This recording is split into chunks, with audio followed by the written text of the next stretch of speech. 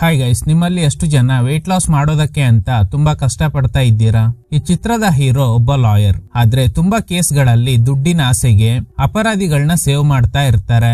ಇವ್ರಿಗಿರೋ ಒಂದೇ ಸಮಸ್ಯೆ ಅಂದ್ರೆ ಅದು ಓವರ್ ವೆಯ್ಟ್. ಫಸ್ಟ್ ವೆಯ್ಟ್ ಕಮ್ಮಿ ಮಾಡೋಕೆ ಏನೇನೋ ಟ್ರೈ ಮಾಡ್ತಾರೆ. ಆದ್ರೆ ಅವ್ರ ಜೀವನದಲ್ಲಿ ಹೇಳಿದ್ದ ಒಂದು ಸುಳ್ಳು ಅವ್ರ ವೆಯ್ಟ್ ನ ಕಮ್ಮಿ ಮಾಡೋದಕ್ಕೆ ಶುರು ಮಾಡುತ್ತೆ.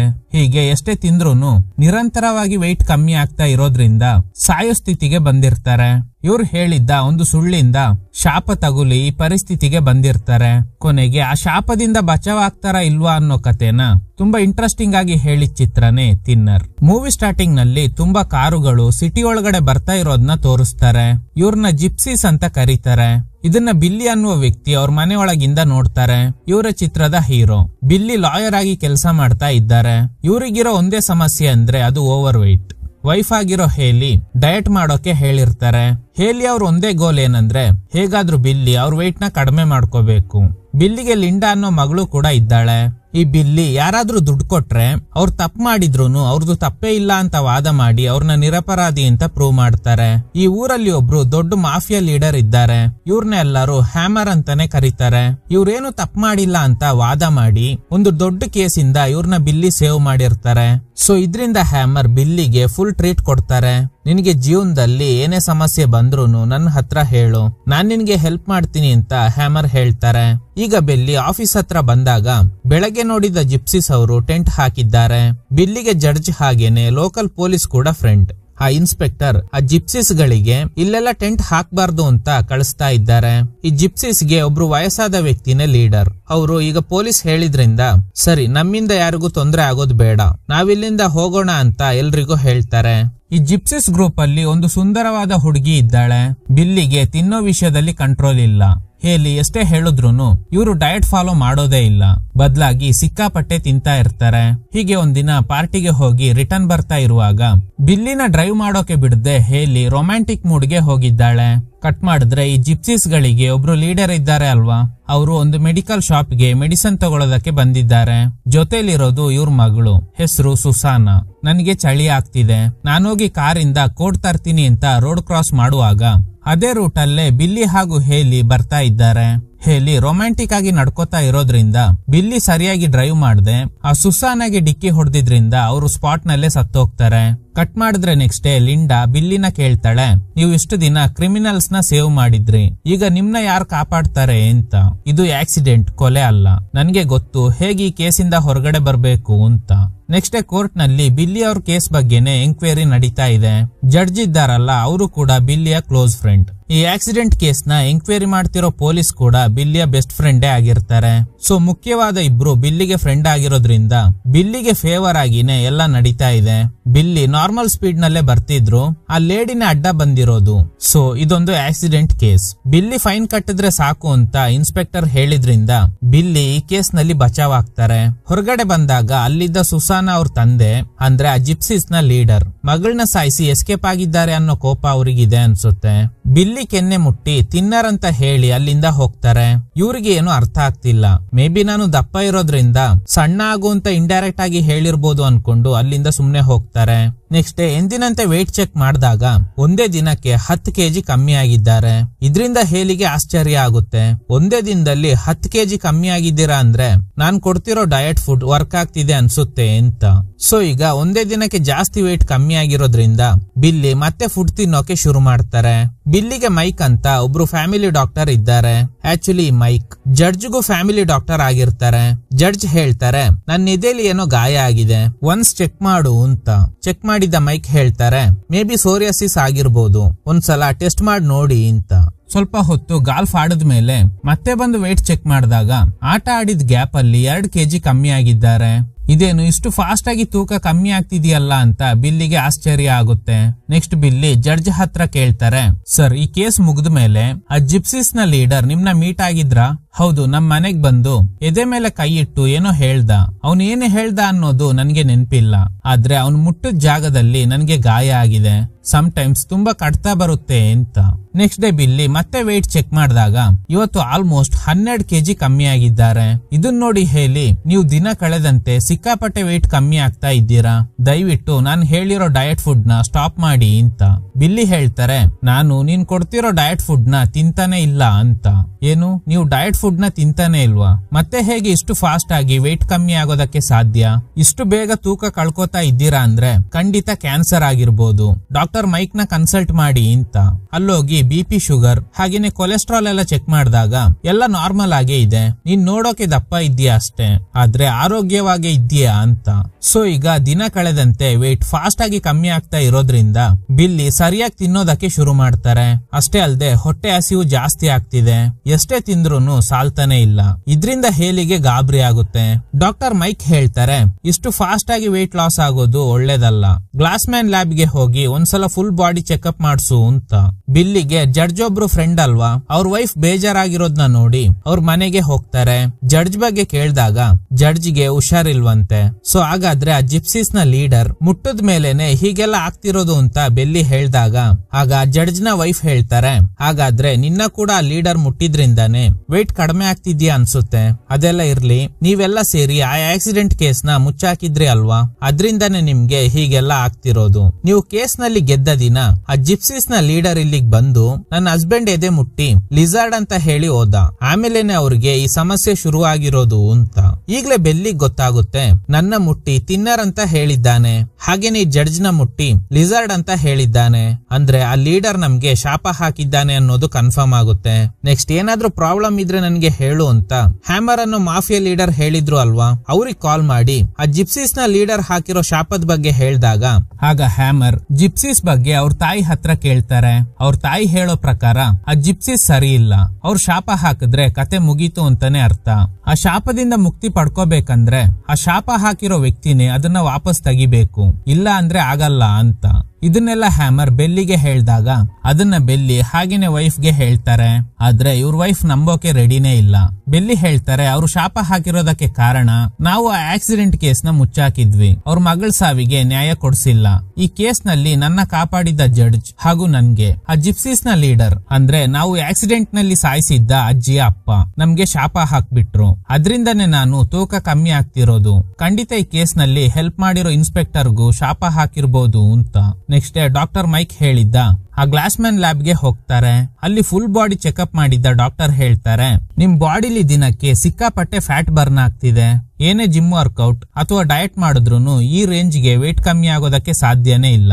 ಇದ್ರ ಬಗ್ಗೆ ನಾವು ತುಂಬಾ ಟೆಸ್ಟ್ ಎಲ್ಲ ಮಾಡಿದ್ವಿ, ಆದ್ರೆ ನಮ್ಮಿಂದ ಕಂಡು ಹಿಡಿಯೋದಕ್ಕೆ ಆಗ್ಲೇ ಇಲ್ಲ. ಇದ್ರಲ್ಲಿ ವಿಚಿತ್ರವಾದ ವಿಷಯ ಏನಂದ್ರೆ ನಿಮ್ಮ ಆರೋಗ್ಯದ ಮೇಲೆ ಯಾವುದೇ ಅಡ್ಡ ಪರಿಣಾಮ ಬೀರೇ ಇಲ್ಲ ಅಂತ. ಸೊ ಬಿಲ್ಲಿ ಗೊತ್ತಿದೆ ಇದಕ್ಕೆಲ್ಲ ಕಾರಣ ಆ ಜಿಪ್ಸೀಸ್ ನ ಲೀಡರ್ ಹಾಕಿದ್ದ ಶಾಪ ಅಂತ. ಅದೇ ದಿನ ರಾತ್ರಿ ಆ ಇನ್ಸ್ಪೆಕ್ಟರ್ ನ ಮೀಟ್ ಆಗ್ತಾರೆ. ನೋಡಿದ್ರೆ ಇನ್ಸ್ಪೆಕ್ಟರ್ ಅವ್ರ ಮುಖ ತೋರಿಸದೆ ಮಾತಾಡ್ತಾ ಇದ್ದಾರೆ. ಬೆಲ್ಲಿ ಹೇಳ್ತಾರೆ, ಅದೊಂದು ಆಕ್ಸಿಡೆಂಟ್, ಇದ್ರ ಬಗ್ಗೆ ಆ ಜಿಪ್ಸೀಸ್ ನ ಲೀಡರ್ ಗೆ ಹೇಳಿ ಅರ್ಥ ಮಾಡಿಸೋ ಪ್ರಯತ್ನ ಮಾಡೋಣ ಅಂತ. ಆಗ ಇನ್ಸ್ಪೆಕ್ಟರ್, ಅದು ಆಕ್ಸಿಡೆಂಟ್ ಅಲ್ಲ, ಕ್ರೈಮ್. ಟೈರ್ ಮಾರ್ಕ್ ನೋಡಿದ್ರೆ ಗೊತ್ತಾಗುತ್ತೆ ನೀನು ಓವರ್ ಸ್ಪೀಡ್ ಅಲ್ಲೇ ಬಂದಿದ್ಯಾ ಅಂತ. ಆದ್ರೆ ನಾನು ನಿನ್ನ ಸೇವ್ ಮಾಡೋಕೆ ಸುಳ್ಳು ಹೇಳ್ದೆ. ಅದೇ ತರನೇ ಆ ಜಡ್ಜ್ ಕೂಡ ನಿನ್ಗೆ ಫೇವರ್ ಆಗಿನೇ ತೀರ್ಪು ಕೊಟ್ಟಿದ್ದಾರೆ. ಸೊ ನಾವು 3 ಜನ ಸೇರಿ ಆ ಅಜ್ಜಿ ಸಾವಿಗೆ ನ್ಯಾಯ ಕೊಡ್ಸೋ ಬದಲು ಅವರಿಗೆ ಮೋಸ ಮಾಡ್ಬಿಟ್ವಿ. ಸೊ ಖಂಡಿತ ಈ ಶಾಪನ ಅವರು ವಾಪಸ್ ತೆಗಿಯಲ್ಲ. ಈಗ ಅವ್ರ ಮುಖ ತೋರಿಸ್ತಾರೆ, ಒಂದ್ ಕಡೆ ಊದೋಗಿದೆ, ನನ್ಗೋಸ್ಕರ ಒಂದು ಕೆಲ್ಸ ಮಾಡು, ಆ ಜಿಪ್ಸೀಸ್ ನ ಲೀಡರ್ ನ ನೋಡಿದ್ರೆ ಶೂಟ್ ಮಾಡ್ಬಿಡು ಅಂತ ಹೇಳಿ ಗನ್ ಕೊಡ್ತಾರೆ. ಆದ್ರೆ ಬೆಲ್ಲಿ ಒಪ್ಪೋದಿಲ್ಲ. ನಾನು ಆ ಲೀಡರ್ ನ ಮೀಟ್ ಆಗಿ ಅವ್ರಿಗೆ ಕನ್ವಿನ್ಸ್ ಮಾಡ್ತೀನಿ ಅಂತ ಹೇಳಿ ಅಲ್ಲಿಂದ ಹೊರಗಡೆ ಬರ್ತಾರೆ. ಅಷ್ಟ್ರಲ್ಲಿ ಇನ್ಸ್ಪೆಕ್ಟರ್ ಶೂಟ್ ಮಾಡ್ಕೊಂಡು ಸತ್ತೋಗ್ತಾರೆ. ಯಾಕಂದ್ರೆ ಅವ್ರಿಗೆ ಗೊತ್ತಾಗಿದೆ ಈ ಶಾಪದಿಂದ ಹೊರಗಡೆ ಬರೋದಕ್ಕಾಗಲ್ಲ ಅಂತ. ಇದರಿಂದ ಬೆಲ್ಲಿಗೂ ತುಂಬಾ ಭಯ ಆಗುತ್ತೆ. ಇವ್ರಿಗೆ ಅನ್ನಿಸ್ತಾ ಇದೆ ಎಷ್ಟೇ ತಿಂದ್ರೂನು ನಿರಂತರವಾಗಿ ವೇಟ್ ಕಮ್ಮಿ ಆಗ್ತಾನೆ ಇದ್ದೀನಿ, ಹೀಗೆ ಮುಂದುವರೆದ್ರೆ ಆದಷ್ಟು ಬೇಗ ಸತ್ತೋಗ್ತೀನಿ ಅಂತ. ಹೀಗೆ ಯೋಚನೆ ಮಾಡ್ತಾ ಮನೆ ಹತ್ರ ಬಂದಾಗ ಡಾಕ್ಟರ್ ಮೈಕ್ ಅವ್ರ ಕಾರ್ ಮನೆ ಹತ್ರ ಇರೋದ್ ನೋಡಿ ಬೆಲ್ಲಿಗೆ ಡೌಟ್ ಶುರುವಾಗುತ್ತೆ. ಡಾಕ್ಟರ್ ಮೈಕ್ ತನ್ನ ವೈಫ್ ಜೊತೆ ಅಫೇರ್ ಇಟ್ಕೊಂಡಿದ್ದಾನೆ ಅಂತ. ನಾನು ಇಲ್ದೇ ಇರುವಾಗ ಅವರಿಬ್ರು ಹೇಗೆಲ್ಲ ಇದ್ದಿರ್ಬೋದು ಅಂತ ಯೋಚನೆ ಮಾಡ್ತಾರೆ. ಅಷ್ಟ್ರಲ್ಲಿ ವೈಫ್ ಬಂದು, ಡಾಕ್ಟರ್ ಮೈಕ್ ನಿಮ್ನ ಹುಡ್ಕೊಂಡೇ ಬಂದಿದ್ರು, ಅದಿರ್ಲಿ ನಿಮ್ ಇನ್ಸ್ಪೆಕ್ಟರ್ ಫ್ರೆಂಡ್ ನ ನೋಡೋದಕ್ಕೆ ಹೋಗಿದ್ರಿ ಅಲ್ವಾ, ಅವರು ಹೇಗಿದ್ದಾರೆ ಅಂತ ಕೇಳಿದಾಗ ಅವನಿಗೂ ಆ ಶಾಪ ತಟ್ಟಿ ಸೂಸೈಡ್ ಮಾಡ್ಕೊಂಡ ಅಂತ. ಆದ್ರೆ ಹೇಲಿಗೆ ಈ ಶಾಪದ ಮೇಲೆಲ್ಲ ನಂಬಿಕೆ ಇಲ್ಲ. ಬೆಲ್ಲಿ ತನ್ನ ವೈಫ್ಗೆ ಅರ್ಥ ಮಾಡಿಸೋ ಪ್ರಯತ್ನ ಮಾಡ್ತಾರೆ. ಕೇವಲ ಒಂದೇ ವಾರದಲ್ಲಿ 60ರಿಂದ 70 kg ಕಮ್ಮಿ ಆಗಿದ್ದೀನಿ. ಎಷ್ಟೇ ತಿಂದ್ರೂನು ತೂಕ ಜಾಸ್ತಿ ಆಗ್ತಾನೆ ಇಲ್ಲ. ಏನೇ ಟೆಸ್ಟ್ ಮಾಡಿದ್ರು ಎಲ್ಲ ನಾರ್ಮಲ್ ಆಗಿದೆ ಅಂತಾನೆ ಹೇಳ್ತಾ ಇದ್ದಾರೆ. ಇದು ಶಾಪ ಅಲ್ದೆ ಮತ್ತೇನು. ನೆಕ್ಸ್ಟ್ ಡೇ ಇನ್ಸ್ಪೆಕ್ಟರ್ ಶೂಟ್ ಮಾಡ್ಕೊಂಡು ಸತ್ತಿದ್ರಿಂದ ಫ್ಯೂನರಲ್ಗೆ ಬೆಲ್ಲಿ ಹೋಗ್ತಾರೆ. ಡಾಕ್ಟರ್ ಮೈಕ್ ಕೇಳ್ತಾರೆ, ನಾನು ಹೇಳ್ದಂಗೆ ಫುಲ್ ಬಾಡಿ ಚೆಕಪ್ ಮಾಡಿಸ್ದ ಅಂತ. ನೋಡಿ ಡಾಕ್ಟರ್, ನೀವು ಹೇಳ್ತಿರೋ ಟ್ರೀಟ್ಮೆಂಟ್ ಎಲ್ಲ ವರ್ಕ್ ಆಗಲ್ಲ. ಇದೊಂದು ಶಾಪ. ಆಲ್ರೆಡಿ ಒಬ್ಬ ಸತ್ತೋದ. ನಾನ್ ಸಾಯೋಕೆ ರೆಡಿ ಇಲ್ಲ. ನೀನು ಜಡ್ಜ್ಗೆ ಸ್ಕಿನ್ ಕ್ಯಾನ್ಸರ್ ಆಗಿದೆ ಅಂತ ಅನ್ಕೊಂಡಿದ್ಯಾ, ಆದ್ರೆ ಅದು ಕ್ಯಾನ್ಸರ್ ಅಲ್ಲ. ನನ್ ಜೀವ ಉಳ್ಕೊಳ್ಳೋದಕ್ಕೆ ಏನ್ ಮಾಡ್ಬೇಕು ನನ್ಗೆ ಗೊತ್ತು ಅಂತ ಹೇಳಿ ಅಲ್ಲಿಂದ ಹೊರಡ್ತಾರೆ. ನೋಡಿದ್ರೆ ಹೇಳಿ ಡಾಕ್ಟರ್ ಮೈಕ್ ಜೊತೆ ಕ್ಲೋಸ್ ಆಗ್ತಾ ಇದ್ದಾಳೆ. ಸೊ ಇಬ್ರಿಗೂ ಅಫೇರ್ ಇರೋದು ಕನ್ಫರ್ಮ್ ಆಗಿದೆ. ಆದ್ರೆ ಈಗ ಅದ್ರ ಬಗ್ಗೆ ಎಲ್ಲ ವಿಚಾರಿಸೋದಕ್ಕೆ ಟೈಮ್ ಇಲ್ಲ. ಫಸ್ಟ್ ಆ ಶಾಪದಿಂದ ಬಚಾವಾಗ್ಬೇಕು. ಸೊ ಅದಕ್ಕೆ ಒಬ್ರು ಫ್ರೆಂಡ್ ಇರ್ತಾರೆ. ಅವ್ರನ್ನ ಮೀಟ್ ಆಗಿ ಆ ಜಿಪ್ಸೀಸ್ ನ ಲೀಡರ್ ಫೋಟೋ ತೋರಿಸಿ ಅವ್ರ ಬಗ್ಗೆ ಕೇಳಿದಾಗ ಇವ್ರ ಹೆಸರು ಟಕ್ಸು ಲಿಂಕಿ, ಈ ಜಿಪ್ಸೀಸ್ ಗ್ಯಾಂಗ್ ನ ಲೀಡರ್. ನೀನು ಆಕ್ಸಿಡೆಂಟ್ ನಲ್ಲಿ ಡಿಕ್ಕಿ ಹೊಡೆದು ಸಾಯಿಸ್ದೆ ಅಲ್ವಾ, ಅವ್ರೇ ಇವ್ರ ಮಗಳು. ಏನು ಇವ್ರ ಮಗಳ? ಸತ್ತಿರೋ ಅಜ್ಜಿಗೆ 70ರಿಂದ 80 ವರ್ಷ ಆಗಿರ್ಬೋದು. ಅದಿರ್ಲಿ, ಟಕ್ಸು ಲಿಂಕಿಗೆ ಎಷ್ಟೇಜ್ ಆಗಿರ್ಬೋದು? ಕಡಿಮೆ ಅಂದ್ರೂ 120 ವರ್ಷ ದಾಟಿದೆ. ಅವರು ಎಲ್ಲೆಲ್ಲ ಹೋಗಿರ್ಬೋದು ಅಂತ ಮ್ಯಾಪ್ ತೋರಿಸಿ ಹೇಳ್ತಾರೆ. ಅದನ್ನ ತಿಳ್ಕೊಂಡು ಮನೆಗ್ ಬಂದಾಗ ವೈಫ್ ಡಾಕ್ಟರ್ ಮೈಕ್ ಜೊತೆ ಕ್ಲೋಸ್ ಆಗಿದ್ದಾಳೆ. ಬೆಲ್ಲಿ ಬಂದಾಗ ಏನು ಗೊತ್ತಿಲ್ಲದೆ ಇರೋರ್ ತರ ಡ್ರಾಮಾ ಮಾಡ್ತಾರೆ. ನೆಕ್ಸ್ಟ್ ಡೇ ಒಂದು ಲೆಟರ್ ಬರ್ದಿಟ್ಟು ಆ ಟಕ್ಸು ಲಿಂಕಿನ ಮೀಟ್ ಆಗೋದಕ್ಕೆ ಹೋಗ್ತಾ ಇರುವಾಗ ಮನೇಲಿ ಬರ್ದಿಟ್ಟಿರೋ ಲೆಟರ್ ನಲ್ಲಿ ಏನ್ ಬರ್ದಿದ್ದಾರೆ ಅಂತ ಇವ್ರ ವಾಯ್ಸ್ ಓವರ್ ನಲ್ಲೇ ನಮ್ಗೆ ಹೇಳೋದಕ್ಕೆ ಶುರು ಮಾಡ್ತಾರೆ. ಆ ವ್ಯಕ್ತಿಯ ಶಾಪ ಕೇವಲ ನಾನು, ಇನ್ಸ್ಪೆಕ್ಟರ್ ಹಾಗೂ ಜಡ್ಜ್ಗೆ ಮಾತ್ರ ಸೀಮಿತ ಆಗಿಲ್ಲ. ಆ ಶಾಪ ನಿನ್ಗೂ ತಟ್ಟಿದೆ. ಆಕ್ಚುಲಿ ಇವ್ರು ಯಾವ ವಿಷಯನ ಮೆನ್ಷನ್ ಮಾಡಿದ್ದಾರೆ ಅಂದ್ರೆ, ಆ ದಿನ ಹೇಲಿ ಕಾರ್ ನಲ್ಲಿ ರೊಮ್ಯಾಂಟಿಕ್ ಆಗಿ ನಡ್ಕೊಂಡಿದ್ರಿಂದಾನೆ ಇದರಿಂದ ಡಿಸ್ಟ್ರಾಕ್ಟ್ ಆಗಿ ಬೆಲ್ಲಿ ಅಜ್ಜಿಗೆ ಡಿಕ್ಕಿ ಹೊಡೆದಿರ್ತಾರೆ. ಸೊ ಹಾಗಾದ್ರೆ ಆ ಶಾಪ ಹೇಲಿಗೂ ತಟ್ಟಿರುತ್ತೆ. ಆದ್ರೆ ಅದು ಹೇಗೆ ಅವಳನ್ನ ಬಲಿ ತಗೊಳುತ್ತೋ ಅಂತ ಗೊತ್ತಿಲ್ಲ. ಈ ಶಾಪದಿಂದ ಮುಕ್ತಿ ಪಡೆಯೋದಕ್ಕೆ ಹೊರಗಡೆ ಬಂದಿದ್ದೀನಿ. ನಿನ್ಗೆ ಡಾಕ್ಟರ್ ಮೈಕ್ ಜೊತೆ ಅಫೇರ್ ಇದೆ ಅನ್ನೋದು ನನಗೆ ಗೊತ್ತಿದೆ. ಸೊ ಇಷ್ಟು ವಿಷಯ ಲೆಟರ್ ನಲ್ಲಿ ಬರ್ದಿಟ್ಟಿರ್ತಾರೆ. ಕೊನೆಗೂ ಆ ಜಿಪ್ಸೀಸ್ ಇರೋ ಜಾಗಕ್ಕೆ ಬರ್ತಾರೆ. ಅಲ್ಲಿ ಆ ಟಕ್ಸು ಲಿಂಕಿ ಜೊತೆಗೆ ಒಂದು ಹುಡುಗಿ ಇದ್ದಾಳೆ. ಆ ಆಕ್ಸಿಡೆಂಟ್ ನಲ್ಲಿ ಸತ್ತ ಅಜ್ಜಿಗೆ ಒಬ್ಳು ಮಗಳಿರ್ತಾಳೆ. ಆ ಹುಡುಗಿ ಇವಳೆ. ಬೆಲ್ಲಿನ ನೋಡಿ ಏನು ಇಷ್ಟು ವೀಕ್ ಆಗಿದ್ಯಾ, ಇನ್ನು 1 ವಾರದಲ್ಲಿ ಮತ್ತಷ್ಟು ತೂಕ ಕಮ್ಮಿಯಾಗಿ ಸಾಯೋ ಸ್ಥಿತಿಗೆ ಬರ್ತೀಯಾ ಅಂತ. ಹಾಗೇನೆ ಈ ಹುಡುಗಿ ಒಂದು ಗೊಂಬೆ ತೋರಿಸಿ ನೀನು ಹಿಂಗೆ ಸಣ್ಣ ಆಗಿ ಸಾಯ್ತೀಯಾ ಅಂತ ಬೈದು ಕಳಿಸ್ತಾಳೆ. ಅಷ್ಟ್ರಲ್ಲಿ ಕಾರ್ನಲ್ಲಿ ಬಂದ ಜಡ್ಜ್ ಇವ್ರನ್ನ ಅಲ್ಲಿಂದ ಕರ್ಕೊಂಡು ಹೋಗ್ತಾರೆ. ನೋಡಿದ್ರೆ ಆ ಶಾಪದಿಂದ ಅವ್ರ ಮುಖ ಲಿಸರ್ಡ್ ತರನೇ ಆಗಿದೆ. ಅಷ್ಟ್ರಲ್ಲಿ ಆಪೋಸಿಟ್ ನಲ್ಲಿ ಬರ್ತಿದ್ದ ಆ ಶಾಪ ಕೊಟ್ಟಿದ್ದ ತಾತ ಇವರಿಬ್ಬರಿದ್ದ ಕಾರಿಗೆ ಡಿಕ್ಕಿ ಹೊಡಿತಾರೆ. ಅಷ್ಟ್ರಲ್ಲಿ ಬೆಲ್ಲಿಗೆ ಎಚ್ಚರಿಕೆ ಆಗುತ್ತೆ. ಅಂದ್ರೆ ಇದೊಂದು ಕನ್ಸು.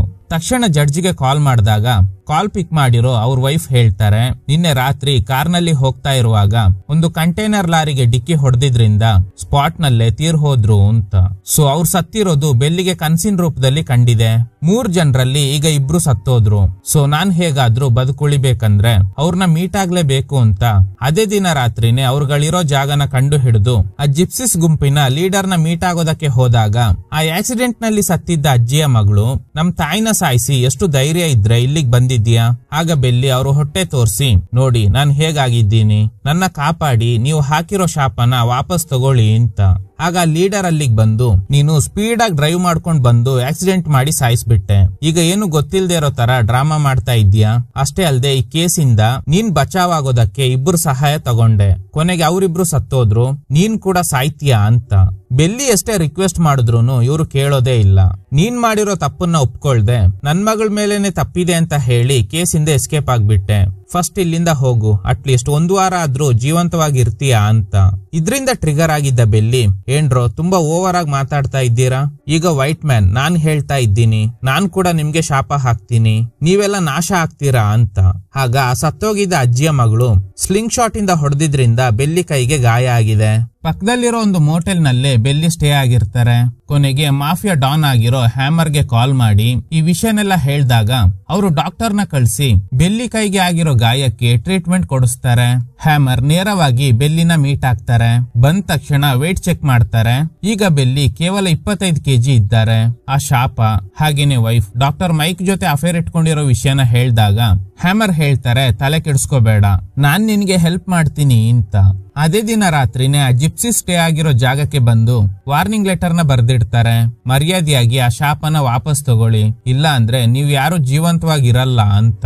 ಅದೇ ಟೌನ್ ನಲ್ಲಿ ಇರೋ ಒಬ್ಬ ರೌಡಿಗೆ ದುಡ್ಡು ಕೊಟ್ಟು ಆ ಜಿಪ್ಸಿಸ್ ಎಲ್ಲಿರ್ತಾರೆ, ಅವ್ರ ಸೆಕ್ಯೂರಿಟಿ ಸಿಸ್ಟಮ್ ಎಲ್ಲ ಹೇಗಿದೆ ಅಂತ ಚೆಕ್ ಮಾಡೋದಕ್ಕೆ ಹೇಳ್ತಾರೆ. ಅವನು ಕಾಲ್ ಮಾಡಿ ಹ್ಯಾಮರ್ಗೆ ಅದ್ರ ಬಗ್ಗೆ ಎಲ್ಲ ಹೇಳ್ತಾನೆ.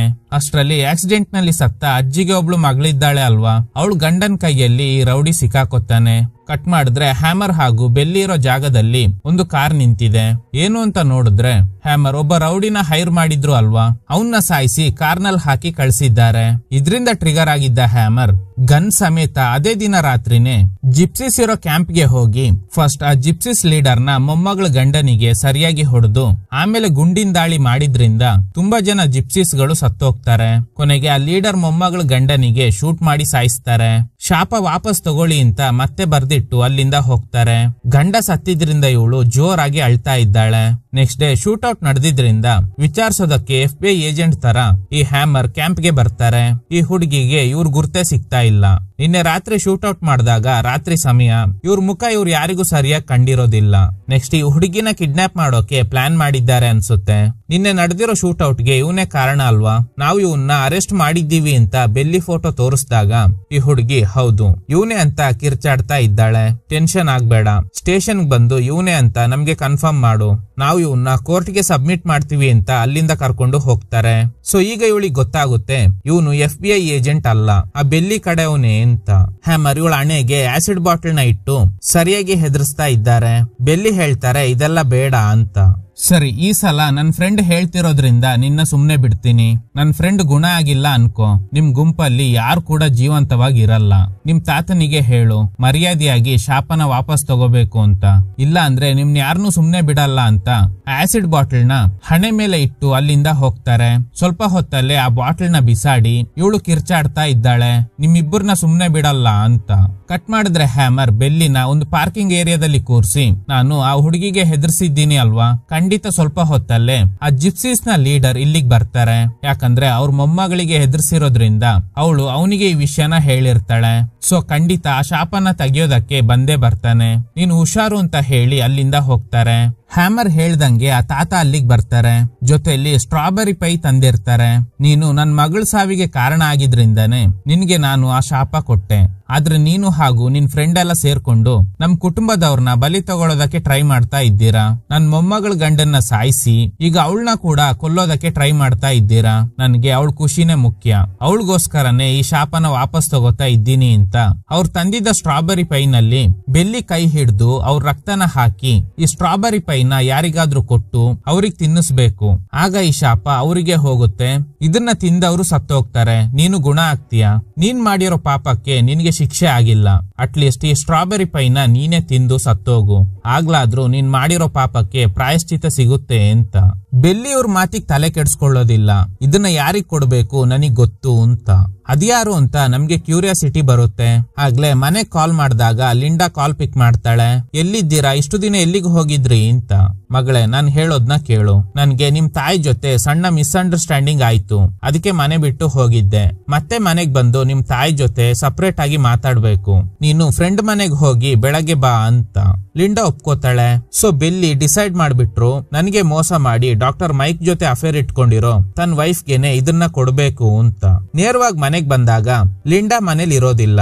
ವೈಫ್ ಜೊತೆ ಕ್ಲೋಸ್ ಆಗಿ ಮಾತಾಡಿ, ನಿನ್ಗೋಸ್ಕರ ಸ್ಟ್ರಾಬೆರಿ ಪೈ ತಂದಿದ್ದೀನಿ, ನನ್ಗೆ ಹೊಟ್ಟೆ ಸರಿ ಇಲ್ಲ, ನೀನ್ ತಿನ್ನು ಅಂತ ಹೇಳಿ ಮಲ್ಕೊಳ್ಳೋದಕ್ಕೆ ಹೋಗ್ತಾರೆ. ಕಟ್ ಮಾಡಿದ್ರೆ ನೆಕ್ಸ್ಟ್ ಡೇ ನೋಡಿದಾಗ ವೈಫ್ ಸತ್ತೋಗಿದ್ದಾಳೆ. ಇದ್ರಿಂದ ಬೆಲ್ಲಿಗೆ ಅಂಟಿದ್ದ ಶಾಪ ಹೋಗಿ ರಿಕವರಿ ಆಗ್ತಾ ಇದ್ದಾರೆ.